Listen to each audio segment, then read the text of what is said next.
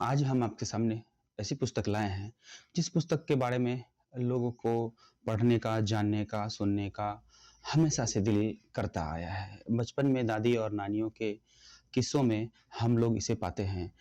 आसमान, तारे और भी बहुत कुछ।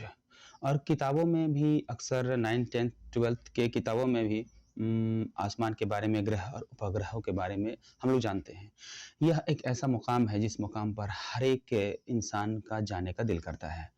जी हाँ, अंतरिक्ष। तो अंतरिक्ष में अभी भारतीय मूल की एक महिला सुनीता विलियम्स, जो कि अंतरिक्ष में तकरीबन महीनों 6 महीनों से भी ज़्यादा वक्त से प्रवास कर रही हैं और वहाँ के कार्यक्रमों को देख-रेख कर रही हैं और वहाँ पर अपना अन्वेषण पूरा कर रही हैं। तो आइए चलते हैं कालीशंकर और राकेश शुक्ला जी की लिखित किताब सुनीता विलियम्स के बारे में जानते हैं। ये सुनीता विलियम्स के बारे में इन्होंने कुछ ख़ास और संक्षिप्त जानकारी इसमें दी है।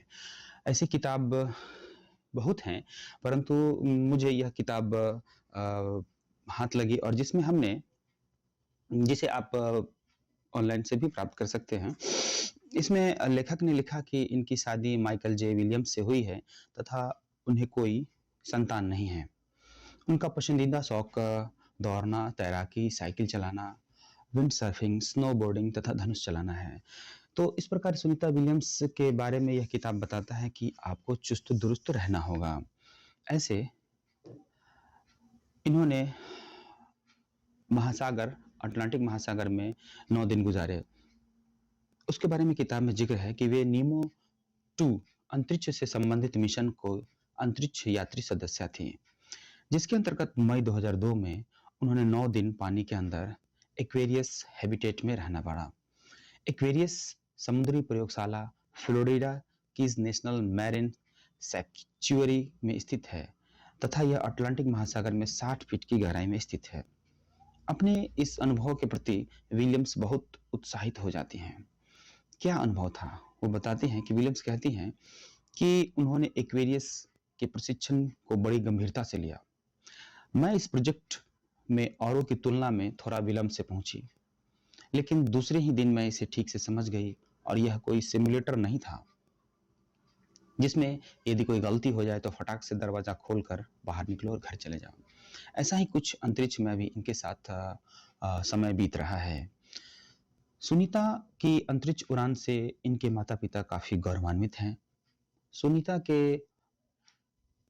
माता-पिता और रिश्तेदारों ने बड़ी खुशी महसूस की और सुनीता की माँ का स्टेटमेंट इस किताब में है।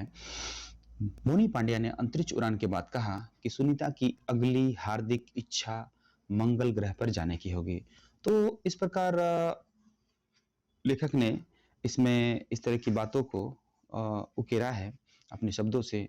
कुछ शब्दों के साथ और हम आपके साथ साझा करना चाहेंगे। इस पुस्तक में लेखक ने इनके व्यंजनों का स्वाद के बारे में बताया है। सुनीता के पिता डॉक्टर दीपक पांड्या वीए अस्पताल में जनरल प्रैक्टिशनर थे तथा उनकी मां घर के प्रति समर्पित बहु संस्कार वालों गृहिणी थी। सुनीता कहती हैं कि मेरे पिता हिंदू हैं, इसलिए वह पूर्ण शाकाहारी हैं। मेरी माँ यूगोस्लाविया के मूल की अमेरिकी हैं। इस प्रकार हमारे घर में दो प्रकार के भोजन बनते हैं, एक भारतीय तथा दूसरा मांसाहारी। इस प्रकार मैं दो प्रकार के भोजनों का आनंद उठाती हूँ। मुझे अब भी बहुत चटपटा खाना पसंद है। तो अंतरिक्ष स्टेशन के बारे में इन्होंने एक और बात सुनीता विलियम्स ने कहा, जिसे किताबों में लेखक ने बताया कि मैं अंतरिक्ष के प्रति बहुत आकर्षित हूँ।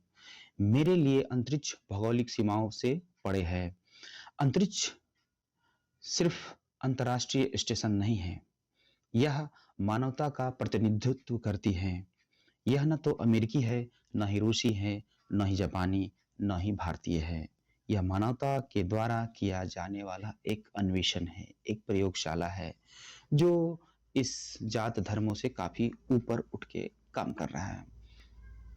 आपको बता दें कि सुनीता ने स्पेस वॉक में तकरीबन काफी दिन गुजारे, जिसमें उनका 16 दिसंबर 2006 का बयान है कि उड़ान का 8वां दिन 2:48 बजे प्रारंभ हुआ। अंतरिक्ष यात्री वोब करबीम और सुनीता विलियम्स ने अल्फा स्टेशन का रीवायरिंग का काम पूरा किया।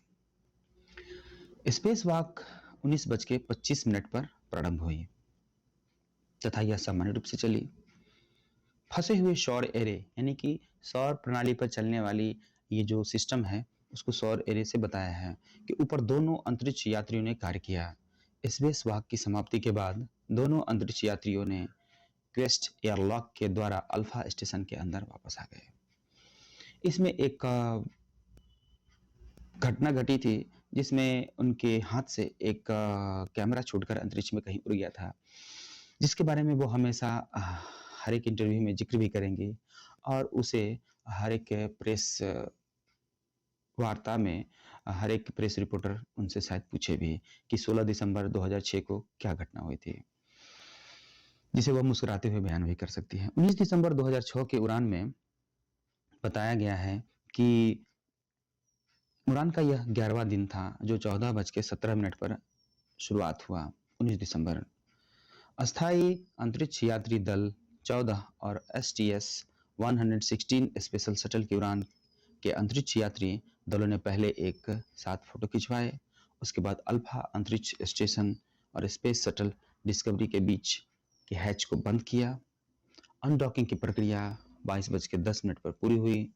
मिशन की समय अवधि को बढ़ा देने के कारण स्पेस शटल डिस्कवरी ने अल्फा स्टेशन का विस्तृत चित्रण करने के लिए इसका पूरा चक्कर नहीं लगाया, जो कि पूर्व नियोजन में शामिल था। यह कार्य स्पेस शटल के प्रस्थान प्रज्वलन के पहले किया जाता है। तो इस प्रकार से पुस्तकों में काफी रोचक बातें दी गई है और जिसे जानना और पढ़ना काफी अच्छा लगा। एक बिंदु आया बोस्टन हार्बर। तो ये बोस्टन हार्बर क्या है? तो बोस्टन हार्बर सुन के आपको ऐसा ना लगे यह कोई व्यक्ति, ये जगह का नाम है। सुनीता विलियम्स के द्वारा अंतरिक्ष में बोस्टन मैराथन में भाग लेना। अपने अंतरिक्ष प्रवास के दौरान सुनीता विलियम्स ने 42.16 किलोमीटर लंबी मैराथन दौड़ में हिस्सा लिया। यह दौड़ चूंकि पृथ्वी पर संपन्न होनी थी, लेकिन सुनीता विलियम्स ने इस दौड़ में हिस्सा पृथ्वी से 338 किलोमीटर की दूरी से अंतर्राष्ट्रीय स्टेशन अल्फा के एक ट्रेडमिल के ऊपर दौड़ कर लिया।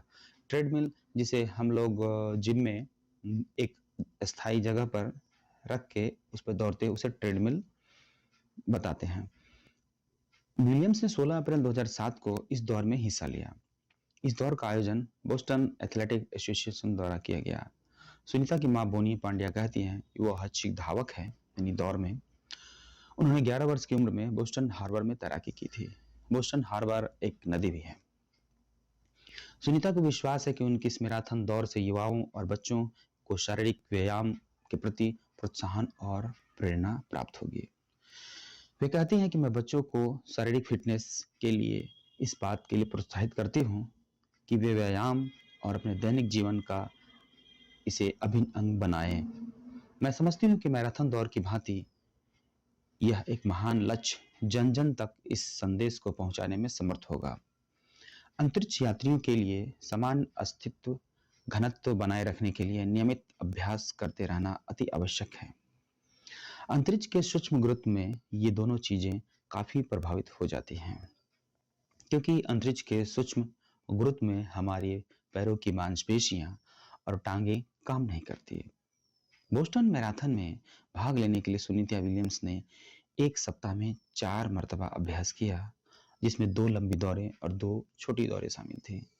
तो आप देख सकते हैं कि एक अंतरिक्ष यात्री को किस प्रकार खुद को फिट रखने के लिए जरूरी होता है। यहाँ कुछ रोचक प्रश्न जिनका मैं जिक्र करना चाहूंगा। आप पृथ्वी में रहना चाहेंगी या अंतरिक्ष में? तो सुनीता विलियम्स ने बताया यहाँ पर लगभग 3 महीने तक रहने के बाद ये उस वक्त की किताब है। यहाँ रहना अच्छा लगने लगा, लेकिन जब भी मैं अल्फा स्टेशन से खिड़की से झांकती हूँ तो अपनी सुंदर पृथ्वी देखती हूँ।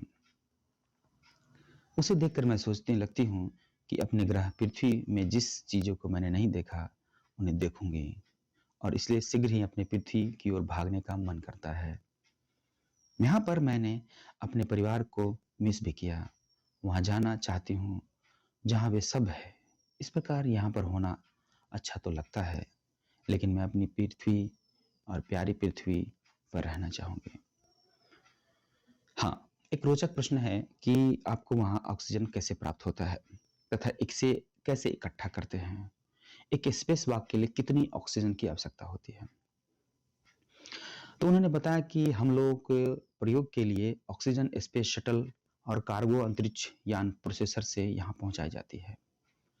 तो जो इस प्रोग्रेसर से कार्गो में यानी कि एक डीजल और पेट्रोल की टंकी के माफिक ऑक्सीजन को लोड कर यहाँ तक पहुँचाया जाता है। अंतरिक्ष यानों से ऑक्सीजन यहाँ आ जाने के बाद हम लोग उसे टैंकों में संचित कर लेते हैं। यानी छोटे-छोटे टैंक से बड़े टैंक में डाल लेते हैं। इसके अलावा यहाँ पर हम पानी से भी ऑक्सीजन बनाते हैं। इस मशीन को इलेक्ट्रॉन कहते हैं। तो ऑक्सीजन का यहाँ काफ़ी बहुत बड़ा महत्व है जिसमें अंतरिक्ष यात्रियों ने महारत हासिल कर ली है। अगर नीचे से प्राप्त होने के बाद कुछ और ऑक्सीजन की ज़रूरत होती है तो वहाँ पानी से इसे प्राप्त कर लेते हैं। तो इस तरह से यहाँ अंतरिक्ष यात्रियों के बीच रहना, कार्य करना काफ़ी उनकी जुबानी में जानना काफ़ी रोचक है।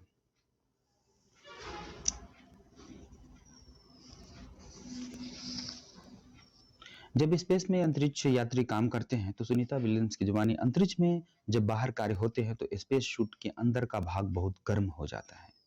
इसलिए स्पेस वॉक करते समय शीतलन कूलिंग वस्त्र पहनने पड़ते हैं। शीतलक वस्त्र स्पेस सूट के साथ हुक कर दिए जाते हैं। उसके बाद ठंडा यानी स्पेस वॉक करते समय जो शरीर से हुक लगा रहता है स्पेस शटल से, उसमें शीतलन के जरिए पानी प्रवाहित होती है जो उसके पूरे बॉडी में संचालित होती है। पहले मैं सोचता था कि उसमें एसी जैसी कोई मशीन फिट होगी, परंतु ऐसा नहीं। शीतलन यानी कि कूलिंग के लिए शरीर के अंदर पानी का प्रवाह जारी रहता है, जिसे आपको स्पेस शटल के द्वारा लगे हुए हुक से प्रवाहित किया जाता है। तो मेरा मानना है कि किताबों में आपको उतरना ही होगा और इन किताबों में उतर के आप जान पाएंगे कि अंतरिक्ष यात्री सुनीता विलियम्स जो अभी अपना 16वां नव वर्ष अंतरिक्ष में मनाई हैं, और मैं आशा करता हूं कि 2025 के फरवरी में उनका यहाँ सफल प्रमोशन हो सके और यह सफलतापूर्वक सकुशल इस प्रार्थना के साथ और हम सभी दर्शकों के साथ ये चाहेंगे कि आप उनके लिए प्रे करें कि सुनीता विलियम्स जी जो भारतीय मूल की हैं और भारत के कई लोग उनसे नाम से भी वाकिफ़ हैं और महिलाओं के प्रति सशक्तिकरण का जो इन्होंने काम किया और पुरुष और महिलाओं में किसी तरह का इन्होंने भेद नहीं रखा और ये सफलतापूर्वक पुनः दोबारा पृथ्वी पर वापस लौटे। इन्हीं शब्दों के साथ मैं फिर दोबारा अगली किताब से आपके सामने आऊँगा। तब तक के लिए धन्यवाद।